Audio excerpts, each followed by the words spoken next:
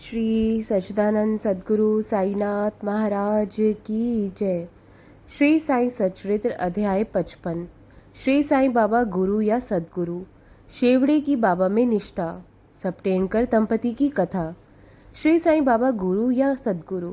एक बार किसी ने हेमाड पंत से पूछा कि श्री साई बाबा गुरु थे या सद्गुरु।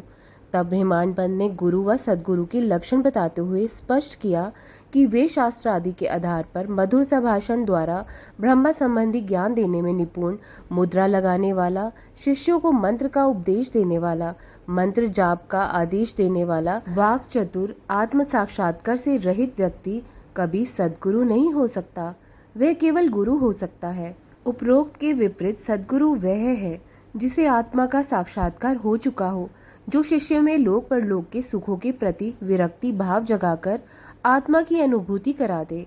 सद्गुरु का यह विशेष गुण है कि वह स्वप्न में भी कभी शिष्य के कुछ पाने या सेवा कराने की कामना नहीं करता। वह निष्काम होता है। सद्गुरु शिष्य को भी अपने समान समझता है। वह कभी अशांत नहीं होता। उसकी दृष्टि में छोटे बड़े, ऊंच नीच, राजा रंक सभी समान होते हैं। वे कहते हैं कि विगत जन्मों के शुभ कर्मों के फल स्वरूप ही उन्हें श्री साईं बाबा जैसे सद्गुरु का कृपा पात्र बनने का सौभाग्य प्राप्त हुआ। युवावस्था में भी उन्होंने चिलम के अतिरिक्त किसी अन्य वस्तु का संग्रह नहीं किया। वे बाल ब्रह्मचारी थे। 18 वर्ष की आयु में ही वे मन को नियंत्रित करने में निपुण हो चुके थे। वे सदैव निर्भीकता पूर्वक विचरण करते हुए सदैव आत्मलीन रहते थे। बाबा सदैव यही कहा करते थे कि मैं तो भक्तों के अधीन रहता हूँ। यदि भक्त अपने हृदय को भक्ति और विश्वास का दीपक बना ले तथा प्रेम की ज्योति जला दे तो ज्ञान ज्योति स्वतः प्रज्वलित हो जाएगी, अर्थात आत्म साक्षात्कार हो जाएगा। प्रेम के बिना ज्ञान का कोई महत्व नहीं है। प्रेम के बिना संतुष्टि भी नहीं हो सकती। प्रेम अखंड असीम होना चाहिए। प्रेम के आगे सभी कुछ तुच्छ है। प्रेम की महिमा अवर्णनीय है। प्रेम का अंकुर फूटते ही भक्ति, वैराग्य, शांति, कल्याण की प्राप्ति सहज ही हो जाती है। जब तक किसी वस्तु के प्रति प्रेम उत्पन्न नहीं होता तब तक उसकी प्राप्ति की भावना भी उत्पन्न नहीं होती। भगवान भी वही प्रकट होते हैं जहाँ प्रेम हो, व्याकुलता हो, छटपटाहट हो। यदि कोई मैले मन से भी सच्चे संत की शरण ले लेता है तो वह भवसागर से तर जाता है। शेवड़े की बाबा में निष्ठा। सोलापुर जिले के अकलकोट निवास सपटेनकर वकालत की पढ़ाई कर रहे थे। उसी दौरान उनकी भेंट शेवड़े से हुई, जो उनके सहपाठी थे। एक बार सभी विद्यार्थी एकत्र हुए तो पारस्परिक वार्तालाप वाद विवाद से स्पष्ट हो गया कि शेवड़े पढ़ाई में कमजोर है और वे परीक्षा में बैठने योग्य नहीं है। मित्रों ने उनका उपहास किया तो वे बोले कि मैं मानता हूँ कि मैं पढ़ाई में कमजोर हूँ या मेरी परीक्षा की तैयारी पूरी नहीं हुई है, फिर भी मैं परीक्षा में निश्चित रूप से उत्तीर्ण हो जाऊंगा। मुझे श्री साईं बाबा अवश्य ही सफलता दिलाएंगे। श्री साईं बाबा का नाम सुनकर सपटेनकर को बड़ा अचंभा हुआ। उन्होंने शेवड़े से पूछा कि ये श्री साईं बाबा कौन है जिनके प्रति तुम्हारी इतनी गहन निष्ठा है। तब शेवड़े ने कहा कि श्री साईं बाबा फकीर हैं और अहमदनगर जिले के शिरडी गांव में एक मस्जिद में रहते हैं। वे सिद्ध पुरुष हैं। जब तक पूर्व जन्म के शुभ संस्कार ना हो तब तक उनसे भेंट नहीं हो सकती। मुझे तो उन पर पूर्ण विश्वास है। उनके मुख से निकले वचन मिथ्या नहीं होते। बाबा ने मुझे भरोसा दिलाया है कि मैं अगले वर्ष परीक्षा में अवश्य ही सफल होऊंगा। शेवड़े के ऐसे विश्वास पर समटेनकर को हंसी आ गई। बाबा का भी समटेनकर ने उपहास किया, लेकिन शेवड़े जब परीक्षा में बैठे तो वे दोनों ही परीक्षाओं में उत्तीर्ण हो गए। समटेनकर दंपति की कथा। शेवड़े के मित्र समटेनकर परीक्षा में उत्तीर्ण होने के बाद अकलकोट में ही रहने लगे और वहीं वकालत भी शुरू कर दी। 10 वर्ष बाद 1913 में उनका इकलौता पुत्र गले के रोग से ग्रस्त होकर मृत्यु को प्राप्त हो गया। फलस्वरूप उनका मन व्याकुल हो गया। मन की शांति के लिए उन्होंने पंढरपुर, गंगापुर आदि अनेक तीर्थों में यात्रा की, लेकिन मन को शांति कहीं नहीं मिली। इस मामले में उनका वेद शास्त्रों का अध्ययन निरर्थक सिद्ध हुआ। तभी उन्हें शेवड़े की बात व श्री साईं बाबा के प्रति उनकी निष्ठा का स्मरण हो आया। फलतः उनके मन में विचार आया कि शिरडी जाकर उन्हें श्री साईं बाबा के दर्शन करने चाहिए। फिर वे अपने छोटे भाई पंडित राव के साथ शिरडी पधारे। बाबा के दर्शन से उनका चित्त प्रसन्न हो गया। लेकिन जब उन्होंने बाबा के पास जाकर नमस्कार करके पावन मन से नारियल भेंट किया तो बाबा आग बबूला होकर बोले कि यहाँ से निकल जाओ। सुनकर समटेनकर शीश झुकाए पीछे की ओर हट गए। वे यही जानने के इच्छुक थे कि बाबा के सामने कैसे उपस्थित होना चाहिए। किसी ने उन्हें सुझाव दिया कि बाला शिंपी के पास जाओ। तब वे उनके पास जाकर मदद करने की प्रार्थना करने लगे। फिर वे दोनों बाबा का एक चित्र खरीदकर मस्जिद गए। बाला शिंपी ने वह चित्र बाबा के हाथ में दिया और पूछा कि बताओ ये किसका चित्र है। तब बाबा बोले कि ये तो मेरे यार का चित्र है। ऐसा कहकर वे हंसने लगे। उनके साथ ही अन्य उपस्थित भक्त भी हंसने लगे। बाला शिंपी ने संकेत किया तो समटेनकर प्रणाम करने लगे, लेकिन तभी बाबा फिर चिल्लाकर बोले कि बाहर निकल जाओ। समटेनकर बाबा की बात नहीं समझ पाए तो हाथ जोड़कर प्रार्थना कर बाबा के सामने ही बैठ गए, लेकिन बाबा ने उन्हें मस्जिद से तुरंत निकलने को कहा। उनकी आज्ञा को भला टाल भी कौन सकता था। अतः वे दोनों समटेनकर व बाला शिंपी निराश हो गए। अंततः समटेनकर दुखी मन से शिरडी से अपने घर लौट गए। उन्होंने मन में बाबा से प्रार्थना की कि हे श्री साईं बाबा, मैं आपसे दया की भीख मांगता हूँ।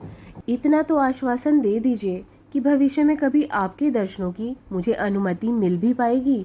इस घटना को 1 वर्ष व्यतीत हो गया। 1 वर्ष की इस समय अवधि में समटेनकर का मन अशांत ही रहा। वे मन की शांति के लिए गंगापुर गए, लेकिन मन को शांति नहीं मिली। तब उन्होंने माड़े गांव और माड़े गांव से काशी जाने का निर्णय किया। वे इन स्थानों पर प्रस्थान करने वाले थे कि 2 दिन पूर्व ही श्रीमती समटेनकर को स्वप्न आया। स्वप्न में वे मटकी लेकर लक्कर शाह के कुएं पर जल भरने जा रही थी। वहां नीम के पेड़ के नीचे उन्हें एक फकीर बैठा दिखाई दिया। फकीर के सिर पर कपड़ा बंधा था। फकीर ने श्रीमती समटेनकर के पास आकर कहा कि बेटी, तुम क्यों अनावश्यक रूप से कष्ट पा रही हो। लाओ, तुम्हारी गागर में मैं निर्मल जल से भर देता हूँ। लेकिन श्रीमती समटेनकर फकीर से भयभीत हो गई थी, अतः गागर खाली ही लेकर घर लौट पड़ी। फकीर भी उनके पीछे पीछे आ गया। इसी मध्य घबराहट के कारण उनकी नींद टूट गई और वे जाग गई। स्वप्न की बात श्रीमती समटेनकर ने अपने पति को बताई तो उन्होंने इसे शुभ शकुन बताया। फिर दोनों पति पत्नी शिरडी के लिए प्रस्थान कर गए। शिरडी पहुंचकर जब वे मस्जिद में गए तो बाबा वहां मौजूद नहीं थे, क्योंकि वे लेंडी बाग गए हुए थे। दोनों वहीं बैठकर बाबा के आगमन की प्रतीक्षा करने लगे। जब बाबा मस्जिद लौटे तो उन्हें देखकर श्रीमती समटेनकर को घोर आश्चर्य हुआ, कारण कि स्वप्न में जिस फकीर ने उन्होंने दर्शन किए थे वह फकीर बाबा का ही दूसरा रूप था। फिर उन्होंने आदर भाव से बाबा को प्रणाम किया और काफी देर तक बैठी बैठी उन्हें निहारती रही। श्रीमती समटेनकर का ऐसा भाव देखकर बाबा को बड़ी प्रसन्नता हुई। जैसा कि बाबा का कहानी के माध्यम से अपनी बात कहने का स्वभाव था, उसी स्वभाव अनुसार वे एक तीसरे व्यक्ति को विचित्र प्रकार की कहानी सुनाते हुए बोले कि मेरे हाथ, पेट, कमर, शरीर में कई दिनों से बड़ा दर्द था। मैंने काफी उपचार करवाया, लेकिन कोई लाभ नहीं हुआ। उपचार करवाता हुआ आखिर मैं ऊब गया। लेकिन अब मुझे बड़ा आश्चर्य हो रहा है कि मेरी सारी पीड़ाएं अचानक ही गायब हो गई। यद्यपि बाबा ने किसी का नाम नहीं लिया था, फिर भी श्रीमती समटेनकर समझ गई कि बाबा उन्हीं की बात कर रहे हैं। बाद में श्रीमती समटेनकर आश्चर्यजनक ढंग से पूर्ण स्वस्थ हो गई।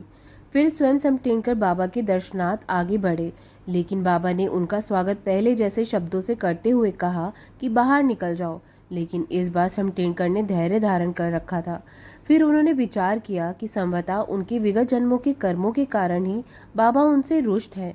अतः उन्होंने अपने चरित्र को सुधारने व बाबा से एकांत में भेंट करके अपने पिछले जन्म के कर्मों के लिए क्षमा मांगने का दृढ़ निश्चय करते हुए बाबा के श्री चरणों में शीश झुकाया तो बाबा ने उन्हें आशीर्वाद दिया।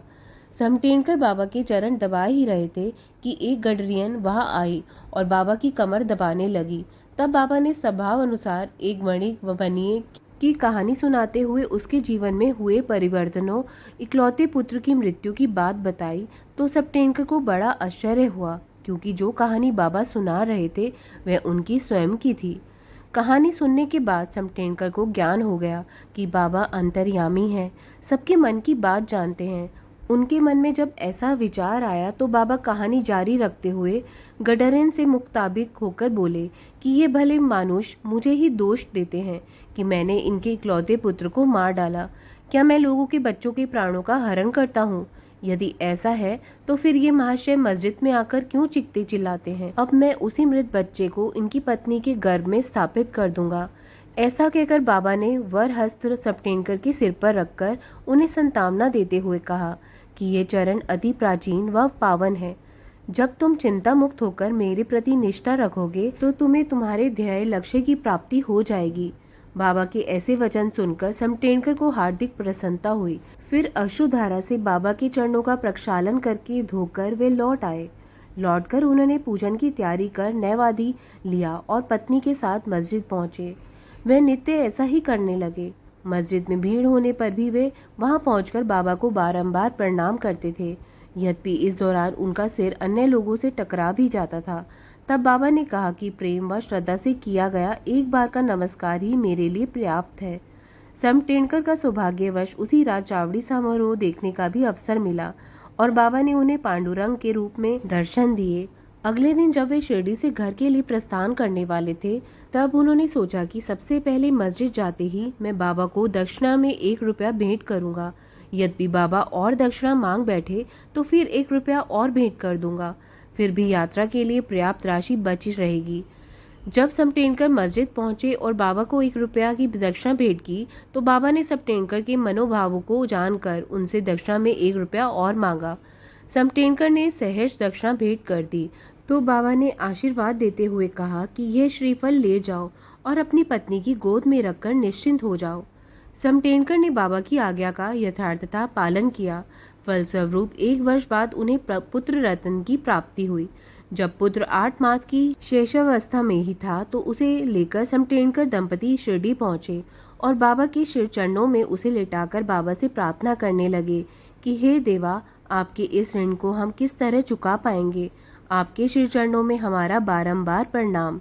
हम दिनों पर आप सदैव कृपा करते रहें, कारण कि हमारे मन में सोते जागते हर समय न जाने क्या क्या संकल्प विकल्प उठते रहते हैं।